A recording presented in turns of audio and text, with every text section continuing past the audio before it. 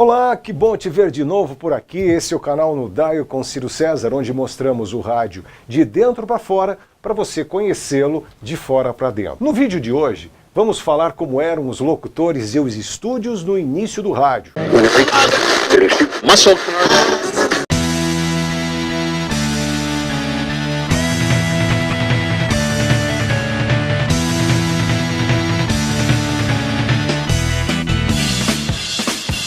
1927 começa a era eletrônica.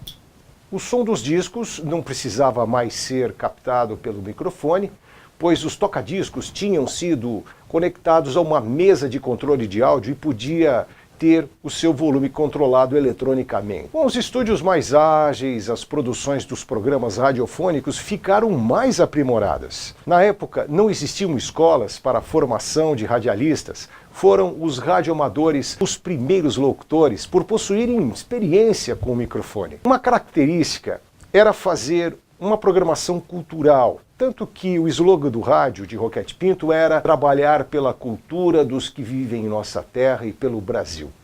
A programação consistia em música erudita, conferências e palestras que não despertavam tanto o interesse do ouvinte. O rádio ele passa por uma popularização. Não era só a programação que não permitia que o rádio se tornasse um veículo de comunicação de massa, mas também a dificuldade de as pessoas adquirirem um aparelho receptor. Ele era caro, tinham que ser importados. As emissoras eram mantidas com mensalidades dos que possuíam os aparelhos receptores e de donativos de entidades particulares. Os anúncios praticamente inexistiam. E a partir da década de 30, o presidente Getúlio Vargas sanciona uma lei autorizando a propaganda no rádio, que começa a se popularizar, voltando-se para o lazer e o entretenimento. No lugar dos concertos e palestras, passou a executar músicas populares, reservando horários para humorísticos e para famosos programas de auditório.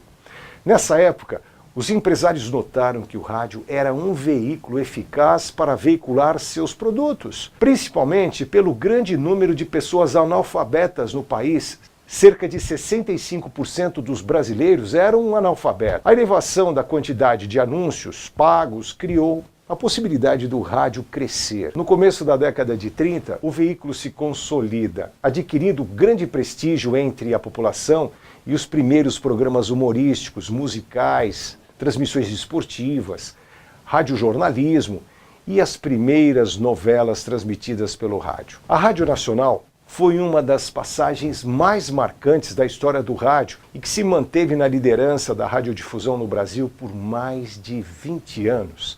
Fazia parte do seu cast o que havia de melhor no mundo artístico, e a sua fase de ouro durou até 1955, com programas que marcaram época. A inauguração da Rádio Nacional ocorreu em 1936 na cidade do Rio de Janeiro, com o prefixo PRE8. Com suas transmissões em ondas médias e curtas, atingia todo o território nacional e até também outros países. Possuía uma incrível qualidade artística e técnica, uma vez que contratava os melhores profissionais e dispunha dos melhores equipamentos que existiam naquela época. A concorrência, naquele tempo, como nos dias de hoje, também levou as emissoras a uma disputa inédita, a audiência. Surgem radionovelas com o objetivo de criar um público fiel à emissora, além de programas musicais, humorísticos, esportivos, infantis, femininos, brincadeiras de auditório e por aí vai. O rádio vivia a chamada Era de Ouro.